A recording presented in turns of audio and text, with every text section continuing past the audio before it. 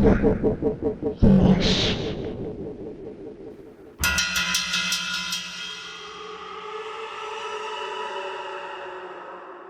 La luna menguante apenas lanzaba un pálido resplandor entre las ramas retorcidas del bosque. Las sombras se alargaban como si tuvieran vida propia, reptando por el suelo y fusionándose en las raíces de los árboles. En medio de esa penumbra se encontraba el pozo de piedra, antiguo y cubierto de musgo, con grietas que parecían devorar la poca luz que caía sobre él. El pozo, oculto en lo profundo del bosque, era un secreto compartido entre los hermanos, Ana y Mateo, quienes lo habían descubierto una tarde mientras exploraban los senderos prohibidos del bosque. Sus padres les habían advertido sobre los peligros de esa zona, sobre las historias antiguas de aquel lugar, pero los niños no pudieron resistir la extraña atracción que el pozo ejercía sobre ellos. No era una mera curiosidad infantil. Había algo más, algo sombrío y profundamente inquietante que parecía llamarlos desde lo más profundo de la tierra. Cada noche, los niños sentían una necesidad inexplicable de volver al pozo, como si sus pasos fueran guiados por una fuerza invisible que los empujaba hacia él, por una voz sutil que susurraba en sus sueños y los llenaba de una mezcla de emoción y terror.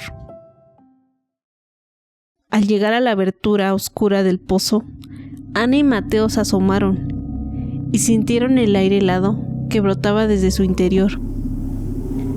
Un escalofrío recorrió sus espaldas y fue en ese momento que escucharon el primer susurro. Era un sonido bajo, apenas un murmullo, pero tenía un tono que no parecía humano, algo roto y gutural, que parecía retumbar desde las entrañas de la tierra. La palabra era sencilla, pero el tono transmitía una desesperación insondable. Comida. La voz resonó en el pozo, extendiéndose en ecos profundos, como si el propio vacío les hablara, demandando. Los niños se miraron, aterrorizados, pero a la vez incapaces de huir. Sin saber qué más hacer, rebuscaron en sus bolsillos y arrojaron al pozo los restos de huesos de pollo y los caramelos pegajosos que llevaban consigo. Cuando los restos cayeron, el silencio se hizo espeso y absoluto. Un silencio que parecía absorber todo sonido, toda vida, hasta el último susurro de las hojas en el viento. Entonces, de manera inexplicable, la cubeta comenzó a subir por sí sola. La cuerda vieja y desgastada rechinaba como si los engranajes del pozo estuvieran vivos y lamentándose. Los niños se apartaron, sorprendidos y temerosos. Cuando la cubeta llegó a la superficie, vieron en su interior una moneda de oro brillante, con un brillo intenso y malsano, y una nota en letras torcidas y temblorosas, como escritas por una mano trémula. Gracias por tu generosidad, se leía. Esa primera noche marcó el inicio de una extraña relación entre los niños y el pozo. Cada noche, Ana y Mateo regresaban a aquel lugar olvidado, deslizándose en silencio entre las sombras del bosque, como si temieran ser vistos por alguien o algo. En cada visita dejaban en la cubeta restos de comida, pedazos de pan y dulces que conseguían sin que sus padres notaran su ausencia. A veces sentían miedo al acercarse al pozo, un miedo inexplicable que les hacía temblar las manos. Pero algo más poderoso les impulsaba a seguir, una extraña sensación de que debían alimentar el pozo, de que aquello que habitaba en el fondo esperaba con paciencia, pero también con ansia. La cubeta descendía cada noche, devorando sus ofrendas, y siempre regresaba con una moneda de oro y una nota de agradecimiento. Las palabras en las notas se volvían cada vez más torcidas, cada vez más desesperadas, como si la mano que las escribía estuviera perdiendo el control, como si algo oscuro y hambriento se filtrara en cada trazo. Con el tiempo, los niños empezaron a notar un cambio en sí mismos. Durante el día evitaban hablar del pozo, como si el recuerdo de sus visitas quedara sumergido en una niebla densa y opresiva. Aunque apenas podían recordar sus actos nocturnos, se sentían cansados, con una extraña obsesión en el pecho y una vaga sensación de incomodidad que los atormentaba constantemente. Pero a medida que caía la noche, el llamado del pozo se hacía más fuerte. Era como si las sombras del bosque extendieran sus brazos y los envolvieran, llevándolos sin resistencia hasta el lugar donde el pozo aguardaba, en silencio, hambriento.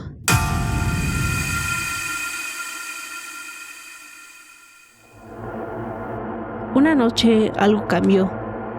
Al acercarse al pozo, percibieron un olor distinto en el aire, pesado y pútrido, como si algo podrido emergiera desde las profundidades.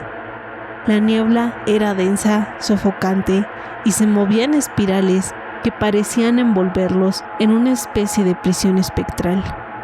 Cada vez que respiraban sentían aquel hedor invadir sus pulmones, como un veneno oscuro que los debilitaba. Mateo, con manos temblorosas, bajó la cubeta con los restos de comida. Ana lo observaba, sintiendo que el frío del pozo se adhería a su piel. Un frío que no venía del exterior, sino de algún lugar mucho más profundo. Cuando la cubeta descendió, la cuerda rechinó con un sonido agónico que reverberó en la oscuridad. Esperaron en silencio, conteniendo la respiración, los ojos fijos en la cuerda, los oídos aguzados por el menor ruido. Después de unos minutos que parecieron eternos, la cubeta comenzó a subir lentamente, más despacio que de costumbre, como si algo pesado estuviera tirando de ella desde el fondo. Cuando finalmente alcanzó la superficie, Ana y Mateo sintieron que el aire se volvía irrespirable. Dentro de la cubeta había una sola moneda, oscura y ennegrecida, sin el brillo de las anteriores, y una nota con letras torcidas y desesperadas, casi ilegibles. Decía simplemente: más, dame más. Esa noche, Ana no pudo dormir. Se retorció en su cama, atrapada en pesadillas de sombras, susurros y manos invisibles que intentaban arrastrarla hacia un vacío eterno. Cuando el amanecer iluminó su habitación, Ana despertó con un grito. Mateo no estaba en su cama. El corazón le latía con fuerza mientras buscaba a su hermano por toda la casa. Cada rincón vacío aumentaba su angustia. Finalmente, salió corriendo hacia el bosque, el pecho oprimido por un terror que no podía explicar. A medida que se adentraba en la penumbra, la niebla se volvía cada vez más espesa y el aire más helado, como si el bosque entero estuviera envuelto en un susurro sepulcral. Cuando llegó al pozo, el silencio la envolvió, sofocante. La cubeta colgaba de la cuerda, pero esta vez algo oscuro y viscoso chorreaba de sus bordes. Ana, paralizada por el miedo, se acercó con pasos lentos y miró dentro. La cubeta estaba llena de monedas de oro, más que nunca, reluciendo con un tono malsano bajo la luz difusa. Pero entre las monedas, Ana vio algo que le hizo retroceder con un grito agudo. Ahí en el fondo de la cubeta, manchado de un líquido rojizo, descansaba un dedo pequeño, tan frío y pálido. Y junto al dedo, Una última nota, arrugada y oscura, con letras torcidas, que apenas se podía leer. Muy rico, dame más. Ana dejó caer la cubeta y retrocedió con el corazón roto y el eco de aquellas palabras retumbando en su mente, como un eco oscuro que jamás la abandonaría.